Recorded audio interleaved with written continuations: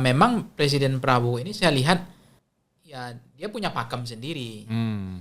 Nah itu yang kita kan nggak tahu, gaya ngomongnya beliau nggak mau berubah, ya kan, tetap percaya diri. Setiap orang punya model, punya gaya masing-masing. Setiap presiden punya nyentriknya masing-masing gitu. Setiap presiden punya gaya kebijakan masing-masing gitu. Nah termasuk gaya Presiden Prabowo yang mencoba untuk berbeda. Misalnya dalam konteks mobil, terlepas ini Maung ini apakah sudah 100% Indonesia atau masih ada seperpak dari luar, kita nggak tahu. Tapi intinya kan asal beda kan. Yang penting asal beda. Yang sebelumnya presiden kan pakai Camry, pakai Mercy kan. Dan jarang yang pakai Pindad itu, Maung itu kan. Nah, itu kan sebuah ya kalau saya itu menurut Abang gimana? Saya sepakat dengan Pak Rafiq itu. Jadi memang presiden itu harus paket hemat.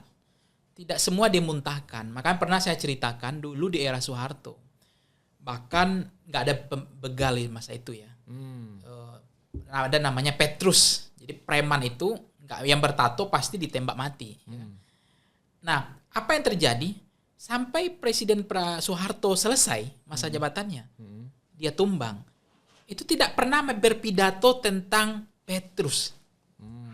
Pidato presidenan dulu yang viral dan itu juga di media-media sosial itu kan rame jadi lelucon politik ya bagi orang, hidup Jokowi. Jadi setiap apapun video pasti ujung nanti hidup Jokowi terakhirnya kan.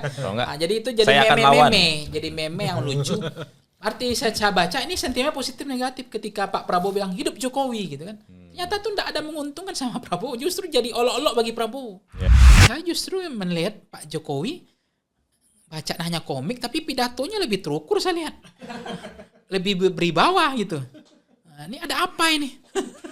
Kok Presiden Prabowo yang bacanya dialektika pikiran bagus, tapi pidatonya ya bahasa Inggrisnya oke, tapi ketika pidato ya persoalan dolar misalnya desa nggak perlu dolar kan kayak orang nggak pernah baca buku jadinya.